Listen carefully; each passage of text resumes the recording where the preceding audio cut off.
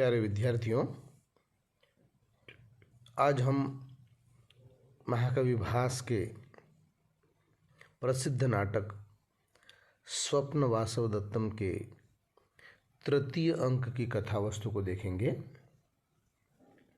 द्वितीय अंक में हमने देखा कि वत्स देश के राजा उदयन किसी कार्यवश मगध राज दर्शक के पास में आते हैं और मगध राज दर्शक उनके रूप, उनके सौंदर्य, उनकी आयु और उनकी उदारता आदि गुणों पर मुग्ध होकर अपनी बहन पद्मावती को विवाह के लिए प्रस्ताव रखते हैं और उदयन द्वारा उसे स्वीकार कर लिया जाता है। तृतीय अंक में विवाह का शुभ मुहूर्त है और विवाह का कार्य संपादित हो रहा है। ऐसे में वासवदत्ता अपने पति को अपने ही सामने अन्य स्त्री, पराई स्त्री के द्वारा वर्ण किए जाने से क्षुब्ध और दुखी है और इसलिए वह एकांत स्थान पर बैठ करके और चिंतन कर रही है, ऐसा प्रारंभ में दिखाई देता है। अतः तृतीयोंक तीसरा अंक, ततः प्रविशति विचिंतयति वासवदत्ता, और रंगमंच के ऊपर हमें सोचने की मुद्रा में वासवदत्ता दिखाई देती है। वासवदत्ता कह रही है, विवाह मोदसनम संकुलते अंतःपुर चतुशाले परित्यज्य पद्मावती मिहा गतास्मि प्रमदवनम। विवाह की प्रसन्नता से परिपूर्ण ऐसे अंतःपुर की उन चतुशालाओं में पद्मावती को छोड़ करके और मैं इस प्रमद वन में, जो उद्यान है, उसमें आ चुकी हूँ। यावद इदानीम भागधेय निवृत्तम दुखम विनोदयामी, तो मैं अपने उस दुर्भाग्य के कारण जो दुख उत्पन्न हुआ है उसको इस एकांत स्थान में बैठ करके थोड़ा हल्का करती हूँ। परिक्रम्य देख करके, ओहो अत्याहितम आर्यपुत्रोपि नाम परकीय संवृत्त, अरे बड़ा अनर्थ हो गया, बड़े दुख की बात है, आज आर्यपुत्र भी पराये हो गए हैं, उन्होंने दूसरा विवाह कर लिया है। यावद उपविशामी, और बैठ जाती है, उपविशत बैठ करके, धन्या खलु चक्रवाकवधू यान्यो विरहिता न जीवती, निसंदेह वह चकवी धन्य है जो परस्पर बिछुड़ जाने पर, एक दूसरे से वियुक्त हो जाने पर जीवित नहीं रहती है। न खल्वहम प्राणान परित्यामी, मैं अपने प्राणों को भी नहीं त्याग सकती हूँ। आर्यपुत्रम पश्यामि इत्यनेन मनोरथेन जीवामि मंदभागा, आर्यपुत्र को पुनः देखूंगी, मिलूंगी, इसी आशा और अभिलाषा से मैं अभागिनी जीवित हूँ। ततः प्रविशति पुष्पाणि गृहीत्वा चेटी, और उसी समय फूलों के कटोरों को हाथ में लेकर के एक दासी प्रवेश करती है। चेटी, क्वनु खलुगता आवंतिका, आवंतिका कहाँ चली गई हैं आर्या? परिक्रमाव्यलोक्य, घूम करके और देख करके, अम्भो इयं चिंता शून्य हृदया निहार प्रतिहतश्चंद्रलेखे वा मंडित भद्रकम वेशम धारयन्ती। अच्छा, ये रही, ये तो चिंता से शून्य हृदय वाली, मानो कोहरों से आच्छादित चंद्रलेखा के समान अलंकृत न होने पर भी अत्यंत सुंदर वेश को धारण करने वाली इस लता मंडप के शिला तट पर बैठी हुई हैं। यावद उपसर्पयामी, तो ठीक है, उनके पास में जाती हूँ। उपसृत्य, पास में जाकर के, आर्य अवंतिके कह कालम त्वाम अन्विष्यामी, हे आर्य अवंतिका, मैं कितने ही समय से आपको ढूंढ रही हूँ। वासवदत्ता कहती है किम निमित्तम, किस कारण से। तो चेटी कहती है अस्माकं भट्टिनी भणति महाकुल प्रसूता स्निग्धा निपुणेति इमाम तावत कौतुक मालिकाम गुम्फत्वार्या। हमारी स्वामिनी कहती हैं कि आप उच्च कुल में उत्पन्न हुई हैं, पद्मावती के प्रति स्नेह रखने वाली हैं और सभी कार्यों में निपुण एवं कुशल हैं, अतः आपके द्वारा ही विवाह की उस वरमाला को गूथा जाना चाहिए। अतः किसमें कील गुम्फितव्यम, वासवदत्ता कहती है अच्छा किसके लिए गूथना है। तो चेटी कहती है अस्माकम भरतदारिकाए, हमारी राजकुमारी उस पद्मावती के लिए आपको वरमाला गूथनी है। वासवदत्ता आत्मगतम मन ही मन कहती है एतदपि मया कर्तव्यम आसीत, अच्छा तो ये भी मुझे ही करना था, मेरे द्वारा ये काम करना था।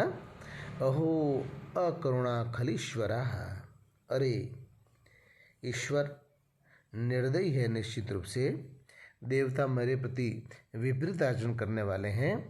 मैं उस विवाह के कौतुक मंगल से अपने आप को बचाने के लिए इस प्रबंध वन में आई और यहाँ पर भी विवाह की वरमाला का मंगल कार्य भी मेरे द्वारा ही कराया जा रहा है। निश्चित रूप से ईश्वर मेरे प्रति निर्दयी है। चेटी कहती है आर्ये मेदानीम अनवचित्त चिंतयित्वा एषा जामाता मणिभूम्यां स्नायति शीघ्रं तावद गुम्भत्वार्यः। हे आर्ये, इस समय आप और कुछ चिंतन मत कीजिए। हमारे जो जामात्रा हैं वत्सराज उदयन, वे मणिभूमि से स्नान करके और इधर लौट रहे हैं, अतः आप शीघ्र ही इसे गूथ दीजिए। वासवदत्ता आत्मगतम मन में है न शक्नोम्यन्य चिंतयितुम। हे चेटी, मैं इनके अतिरिक्त और कुछ सोच ही नहीं सकती, मैं तो उन्हीं के बारे में चिंतन कर रही हूँ, मन ही मन कहती है। और आत्मगतम प्रकाशम कहती है हलाकिम दृष्टो जामाता, क्या तुमने उन जवाई राजा को देखा है। चेटी कहती है आम दृष्ट्वा भरतदारिकायाः स्नेहेनात्मानं कौतूहलेन च। हाँ, देखा है मैंने। एक तो राजकुमारी के प्रति स्नेह होने के कारण और दूसरा अपने मन में कौतूहल और जिज्ञासा होने के कारण कि जवाई साहब कैसे हैं, इसलिए मैंने उन्हें देखा है। वासवदत्ता पूछती है कि दृशो जामाता है, कैसे दिखाई देते वो, कैसे हैं। चेटी कहती है आर्ये भणामि तावत नेदृशा दृष्टपूर्वः। हे आर्ये, मैं क्या कहूँ, ऐसा सौंदर्ययुक्त व्यक्ति मैंने पहले कभी नहीं देखा है। वासवदत्ता हला भण भण किम दर्शनीय। हे सखी, बोलिए, कहिए कहिए, इसमें क्या दर्शनीय है, क्या देखने योग्य है, क्या विशेषता है ऐसी उनकी। तो चेटी कहती है शक्यम भणितुम शरचापहीना कामदेव इति। मैं ये कह सकती हूँ निश्चित रूप से कि वे धनुष और बाण से रहित साक्षात कामदेव के समान हैं। सौंदर्य और प्रेम के देवता के समान वे अत्यंत रूपवान, सुंदर, गुणवान और शीलवान हैं। वासवदत्ता भवत्वेतावतः, बस बस बस इतना ही रहने दो। चेटी कहती है किम निमित्तम वारयति, तो मुझे किस लिए रोक रही हो, मना क्यों कर रही हो। वासवदत्ता कहती है अयुक्तम पर पुरुष संकीर्तनेन श्रोतुम। परश पुरुष का वर्णन सुनना ये प्रोषित भर्तका के लिए अनुचित है, ठीक नहीं है, इसलिए मैं तुम्हें रोक रही हूँ। चेटी कहती है तेन ही गुम्भत्वार्य शीघ्रम, तो जल्दी से इस वरमाला को गूंथ दीजिए। वासवदत्ता इयम गुम्फामि आनयः तावत्। लाओ मुझे फूल दो, मुझे जल्दी से, मैं इस वरमाला को गोद लेती हूँ। गृहीत्वार्या, हे आर्या ग्रहण कीजिए, ये लीजिए। वासवदत्ता वर्जयित्वा विलोक्य, हटा करके और देख करके, इयम तावदौषधम किम नामः, अरे इस औषधि का क्या नाम है? चेटी कहती है अविधवाकरणम नामः। यह जो औषधि है वह अविधवाकरण है, यह सौभाग्य को बढ़ाने वाली है। पति की दीर्घायुष्य के लिए इसको वरमाला में गूथा जाता है। वासवदत्ता कहती है आत्मगतम मनिमन, इदम बहुशो गुम्फितव्यम मह्यम च पद्मावत्ये च। अरे इस औषधि को तो मुझे, मेरे लिए और पद्मावती के लिए अनेक बार गूथना चाहिए। स्वामी की दीर्घायु मैं भी चाहती हूँ और पद्मावती भी चाहती है, अतः हम दोनों के सौभाग्य के लिए इसको गूथना, बार बार गूथना आवश्यक है। प्रकाशम, और फिर कहती है इदम औषधम किम नामः, अरे इस औषधि का क्या नाम है? चेटी कहती है सपत्नी मर्दनम नामः। इस औषधि का नाम सपत्नी मर्दन है, अर्थात सौत का मर्दन करने वाली है। राजा की प्रिय रानी बनने के लिए अन्य रानियों से श्रेष्ठ भाव उनके प्रति रहे, इस औषधि का नाम सपत्नी मर्दन है। वासवदत्ता कहती है इदम न गुम्फितव्यम, तो इसे नहीं गूथना चाहिए। चेटी कहती कस्मात, कैसे नहीं गूथना चाहिए, क्यों नहीं गूथना चाहिए इसको? तो वासवदत्ता कहती है उपरता तस्य भार्या निष्प्रयोजनम मिति। अरे उनकी पत्नी तो मर चुकी है और उनकी कोई सौतन है नहीं, इसलिए इस औषधि को गूथना व्यर्थ है, बेकार है। प्रविश्या परा, तभी दूसरी दासी प्रवेश करती हुई कहती है चेटी त्वरताम मार्या एष जामात्रा अविधवा भी अंतस्तरश्चतुशाल्याम प्रवेश्यसे। हे सखी जल्दी कीजिए, शीघ्र कीजिए, ये जामाता उदयन सौभाग्यवती स्त्रियों के द्वारा भीतर चौशाला में प्रवेश कराए जा रहे हैं, उनको अंदर लाया जा रहा है, इसलिए शीघ्रता कीजिए। वासवदत्ता अयि वदामि ग्रहणेतद। अच्छा ठीक है, लीजिए, ये तैयार हो गई है, इसको ग्रहण कीजिए। चेटी शोभनम आर्ये गच्छामि तावत। बहुत सुंदर, अति सुंदर आर्ये, मैं अब जाना चाहती हूँ, यहाँ से शीघ्रता से जाना चाहती हूँ। उभय निष्क्रांत तो दोनों चली जाती हैं।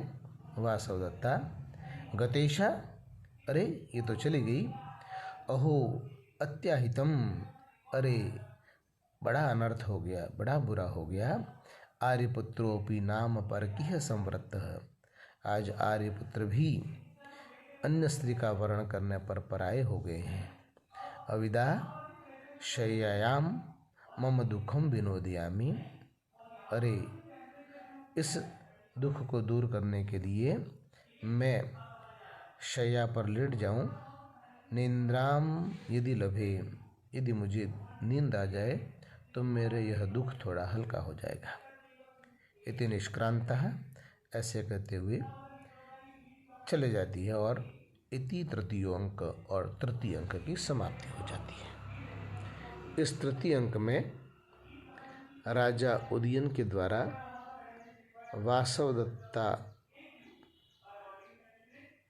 के अतिरिक्त पद्मावती को द्वितीय रानी के रूप में स्वीकार करने की कथा वस्तु को वर्णित किया गया है।